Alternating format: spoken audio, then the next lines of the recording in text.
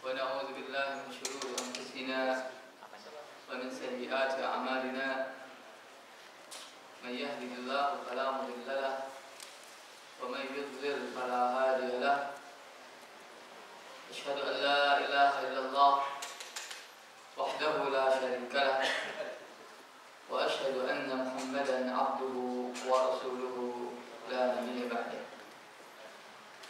يا أيها الذين آمنوا اتقوا الله حق تقاته ولا تموتن إلا وأنتم مسلمون يا أيها الناس اتقوا ربكم الذي خلقكم من نفس واحدة وخلق منها زوجها وبث منهما رجالا كثيرا ونساء واتقوا الله الذي تساءلون به والأرحام إن الله كان عليكم رقيبا يا أيها الذين آمنوا اتقوا الله وقولوا قولا سديدا يصلح لكم أعمالكم ويغفر لكم ذنوبكم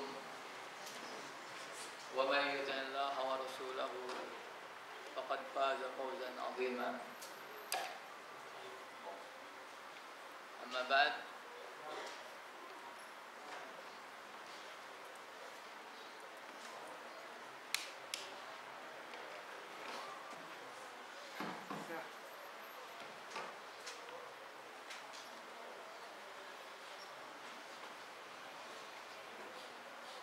فإن أصدق الحديث كتاب الله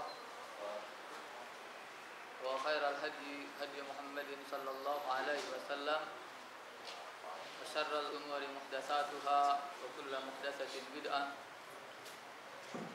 وكل بدعة ضلالة وكل ضلالة في النار.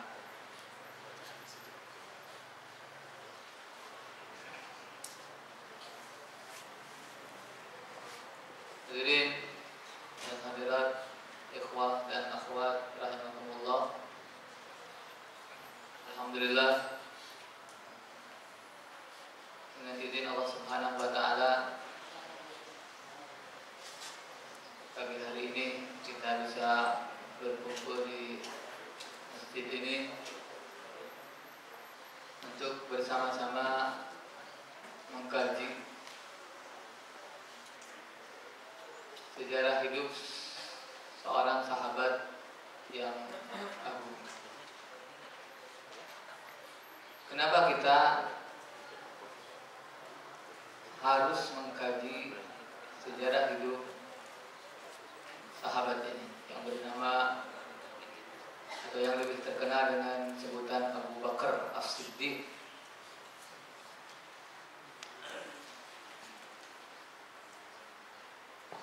Apa keistimewaannya?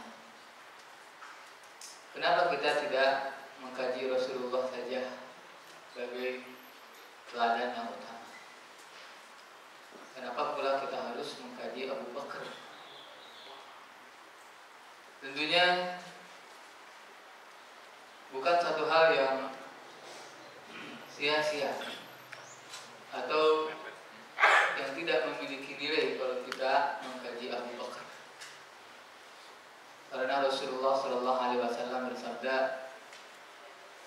Inna Allah ittakhadani khalilan kama ittakhada Ibrahim khalilan.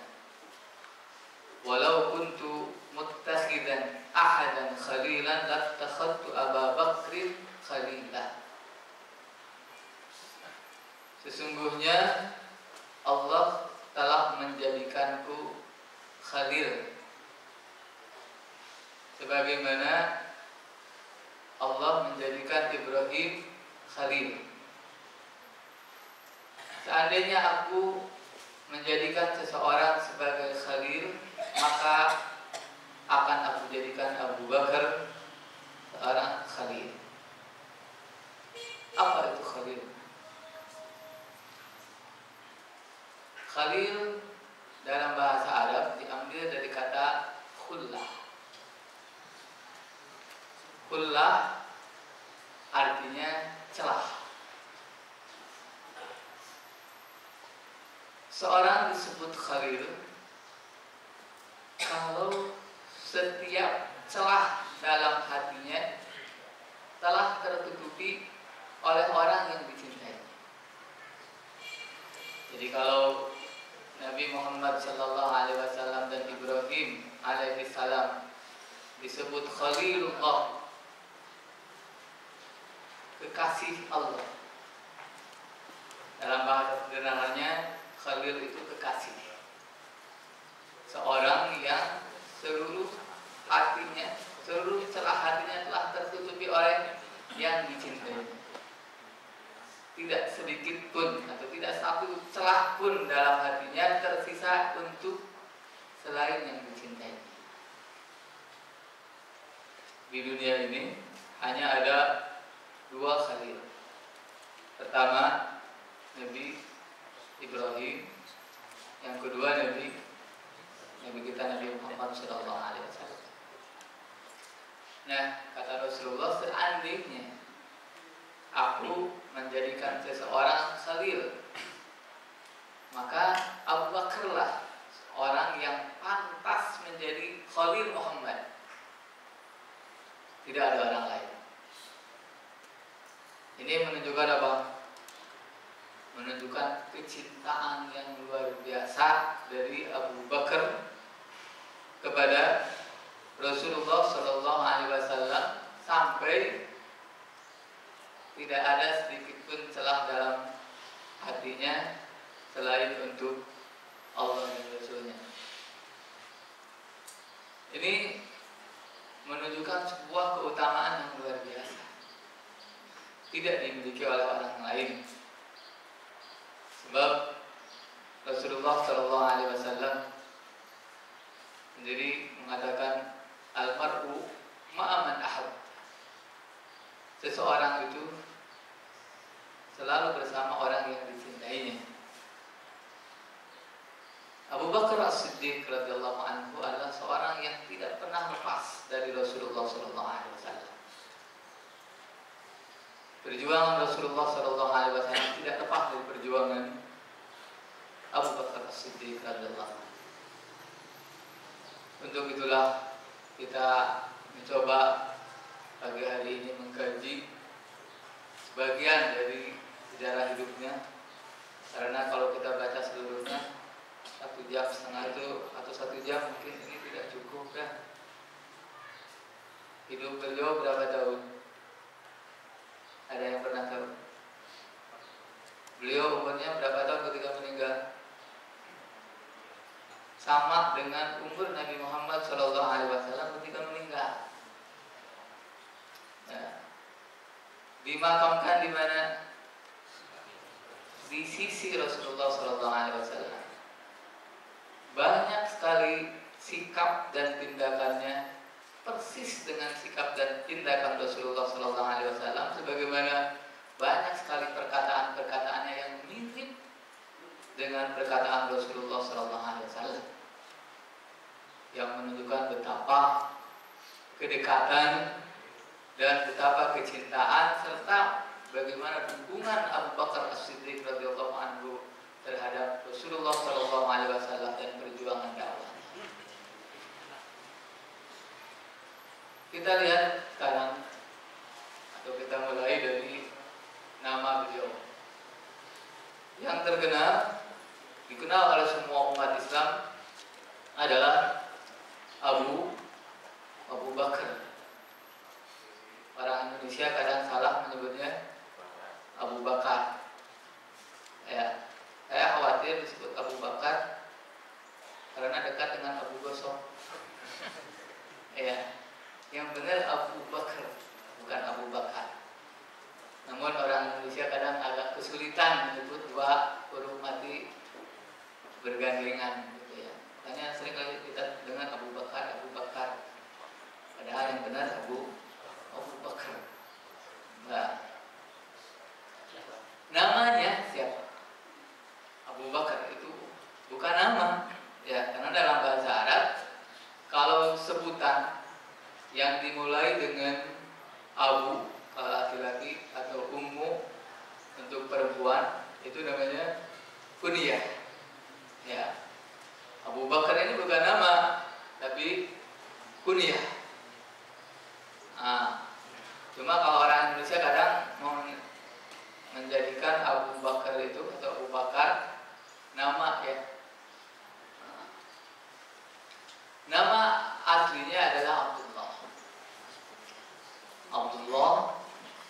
Utsman bin Amir bin Amr bin Ka'ab bin Sa'ad bin Murrah bin Ka'ab.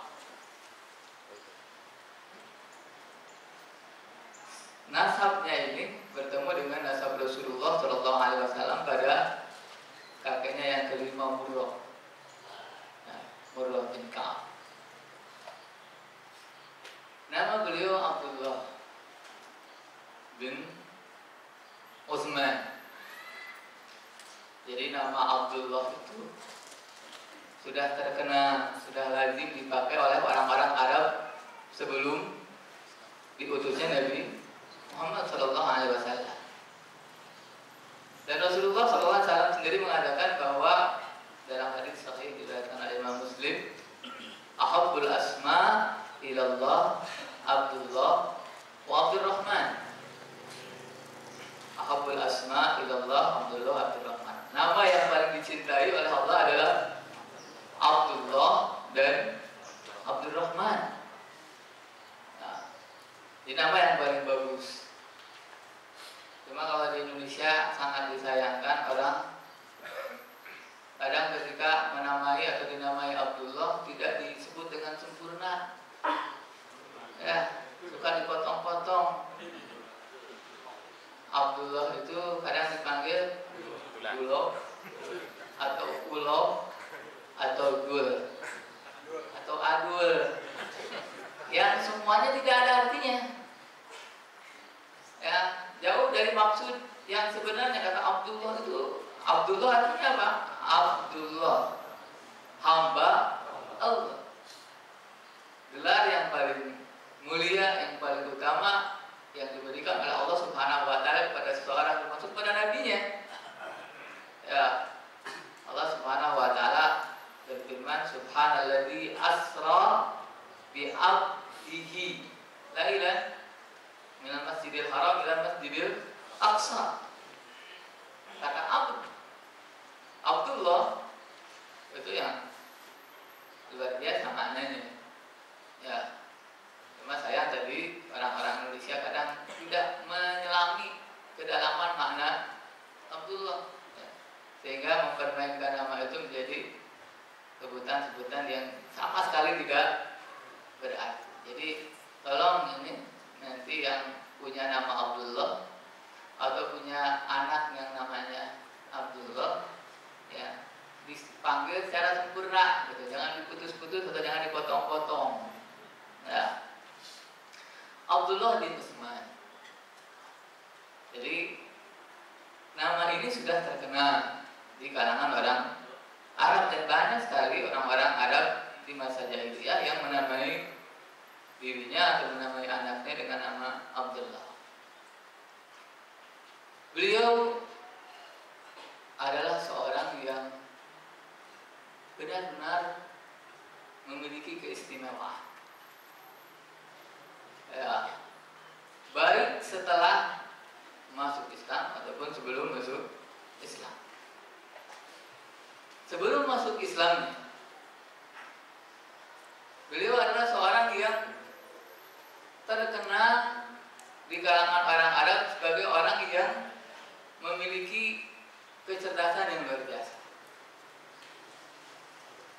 Beliau terkenal dengan ilmu ansar, ya, ilmu tentang sejarah nasab. Ya. Kalau nasab itu di Indonesia kan biasanya artinya apa?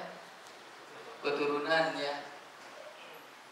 Tapi sebenarnya nasab itu kenaikan, bukan keturunan. Karena apa? Bapak siapa, ya, kakeknya siapa, kakeknya siapa, terus ke atas. Ya, kalau ke atas keturunan atau kenaikan? Kenaikan harusnya. Tapi orang Indonesia menyebut nasab itu keturunan. Nah, Abu Bakar As-Siddiq radhiyallahu anhu satu-satunya orang Arab Quraisy yang menguasai ilmu itu, sehingga dia menjadi rujukan bagi orang-orang Arab yang ingin mengenal siapa nenek moyang. Ini keturunan siapa, ini keturunan siapa. Abu Bakar As-Siddiq adalah orang yang paling tahu. Kemudian beliau adalah orang yang memiliki akhlak yang luar biasa bagusnya, akhlak mulia. Dia seorang dermawan yang tidak segan mengeluarkan hartanya untuk kebaikan, untuk membantu orang lain, untuk membantu orang-orang yang sedang kesulitan, untuk memerdekakan hamba sahaya, dan lain sebagainya. Beliau juga seorang yang memiliki sifat lemah lembut, kasih sayang, mudah terketuk hatinya ketika melihat penderitaan orang, mudah bergaul, supel, sehingga mudah dikenal dan setiap orang bisa merasa dekat dengannya. Kemudian juga beliau adalah seorang yang menjaga dirinya walaupun dalam masa kejahiliahan, menjaga dirinya dari maksiat-maksiat sebagaimana Rasulullah SAW. Bila Rasulullah SAW sejak kecil tidak pernah menyembah berhala, Abu Bakar juga tidak pernah menyembah berhala. Ya, pernah dikisahkan di sini. Abu Bakar As-Siddiq radhiyallahu anhu sebelum Islam, ketika masih kecil, dibawa oleh bapaknya. Siapa bapaknya tadi? Utsman. Ya, yang terkenal dengan kunyahnya Abu Quhafah. Ya, terkenal dengan kunyahnya Abu Quhafah. Namanya Utsman. Dibawa oleh Utsman, oleh bapaknya, mengunjungi berhala-berhala yang biasa disembah olehnya. Kemudian Abu Bakar yang belum mengenal berhala saat itu berpikir dia mau mencoba apa sih keistimewaan berhala. Kata Abu Bakar setelah bapaknya pergi, "Wahai berhala, aku lapar, beri aku makan." Tidak diberi makan, karena berhala nggak bisa memberi makan, gimana caranya? "Wahai berhala, aku haus, beri aku minum." Wah, nggak juga dapat air minum si berhalanya. Kemudian, "Wahai berhala, aku butuh pakaian, beri aku pakaian." Wah, nggak ada juga pakaian. Kalau begitu pukul aja kok. Pukul sampai jatuh. Ini Tuhan seperti ini, dipukul, diminta tidak bisa memberi, dipukul tidak bisa melawan. Nah, untuk apa menyembah berhala, menyembah Tuhan seperti ini, untuk apa? Dari sejak itu Abu Bakar As-Siddiq radhiyallahu anhu tidak pernah sedikit pun tertarik oleh agama masyarakat Arab saat itu. Kemudian juga Abu Bakar As-Siddiq tidak pernah sekalipun minum khamr. Ya, tidak pernah sekalipun minum khamr. Khamr itu apa? Minuman yang memabukkan. Kalau dulu orang Arab biasanya membuatnya dari anggur. Ya, ada juga yang membuat dari kurma. Umumnya terbuat dari anggur. Abu Bakar As-Siddiq radhiyallahu anhu tidak pernah mencicipi sedikit pun khamr. Ya, padahal khamr itu adalah minuman yang sangat biasa diminum oleh orang-orang Arab. Ya, seperti orang Indonesia minum teh, orang Sunda minum teh, sudah biasa. Nah, namun ada perbedaan antara orang Arab yang minum khamr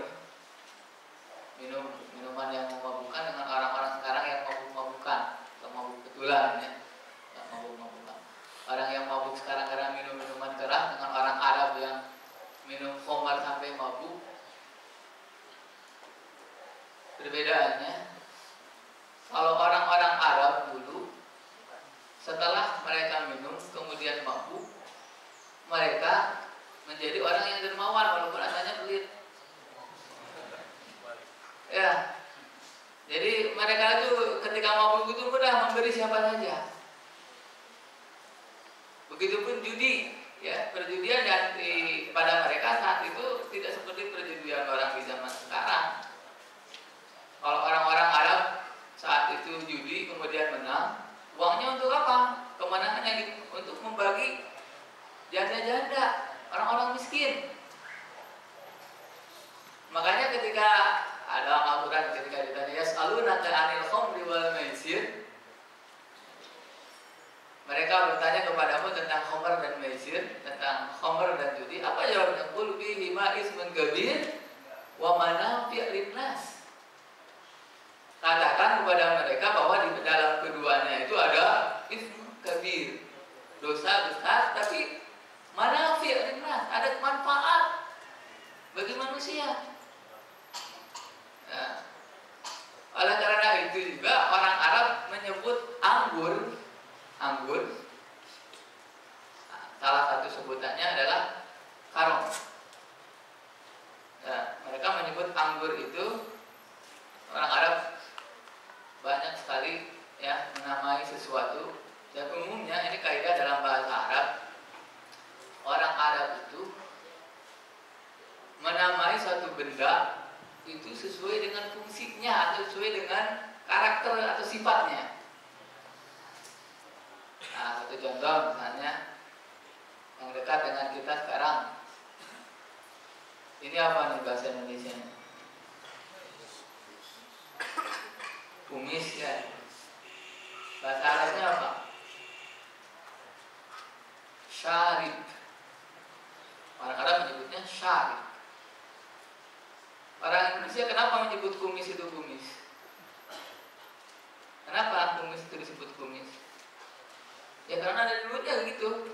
Yang jawabannya begitu. Dulunya kumis ya kumis.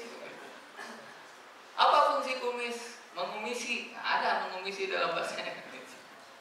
Tapi ketika orang Arab menyebut syarib, artinya apa syarib itu? Yang minum. Syarib yang minum. Kenapa ini disebut yang minum? Kumis disebut yang minum. Coba lihat kalau kita minum, ya, praktekkan. Nggak usah lah, setiap hari kan minum. Jadi kalau minum, ini yang paling pertama menyentuh air itu apa? Kumis. Kalau kumisnya panjang, ya, kalau nggak ada kumisnya enggak. Kalau kumisnya panjang, dia akan paling pertama menyentuh air. Makanya disebut syarib, ya, yang minum. Sebelum air masuk ke dalam mulut, ke dalam tenggorokan, kumis sudah minum duluan. Nah, seperti itu juga anggur disebut karom. Karom itu apa? Dermawan. Ya, jadi anggur itu buah yang membuat orang menjadi dermawan. Kalau anggur itu diperas kemudian menjadi khamr, ya, kemudian diminum, maka orang yang minumnya menjadi dermawan. Itu dulu ya, orang Arab. Kalau di zaman sekarang gitu enggak. Yang di zaman sekarang yang mabuk itu tambah galak ya, membunuh dan lain sebagainya. Nah, Abu Bakar As-Siddiq radhiyallahu anhu, seorang yang tidak pernah minum khamr. Walaupun dia tidak minum khamr, dia adalah seorang yang dermawan. Jadi tidak perlu minum khamr. Ya, kalau orang lain yang pelit-pelit itu, kalau mau jadi dermawan minum khamr dulu, jadi dermawan.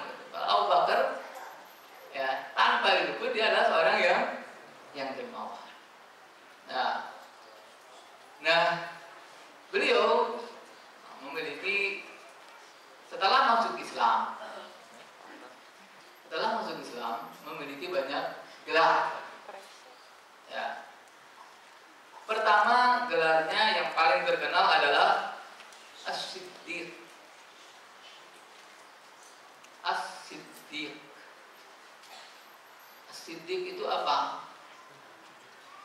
Orang yang selalu benar dan selalu berusaha berbuat benar, sehingga kebenaran itu tidak lepas dari dirinya.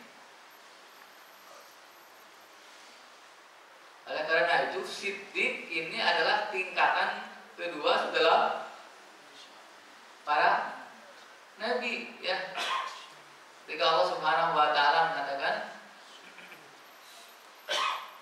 "May yuti'illah wa rasulahu fa ulaika ma'al ladzina an'ama Allahu 'alaihim minan nabiyyin was-siddiqin wasyuhada was-shalihin." Ya. Orang-orang yang taat kepada Allah dan Rasulnya akan bersama dengan orang-orang yang diberi nikmat oleh Allah. Siapa orang-orang yang diberi nikmat oleh Allah yang biasa kita sebut dalam surat Al-Fatihah? Shiratal ladzina an'amta 'alaihim ghairil maghdubi 'alaihim waladdallin. Allah sendiri jelaskan, an-nabiyyin, as-siddiqin, wasyuhada, was-shalihin. Para nabi dan rasul, kemudian para siddiqin, kemudian para syuhada dan shalihin. Nah, siddiqin di umat Nabi Muhammad sallallahu alaihi wasallam yang terkenal dan mungkin satu-satunya sahabat Rasulullah sallallahu alaihi wasallam yang secara langsung disebut oleh Rasulullah sallallahu alaihi wasallam sebagai siddiq. Ya. Ini terjadi ketika Rasulullah sallallahu alaihi wasallam di perang Uhud.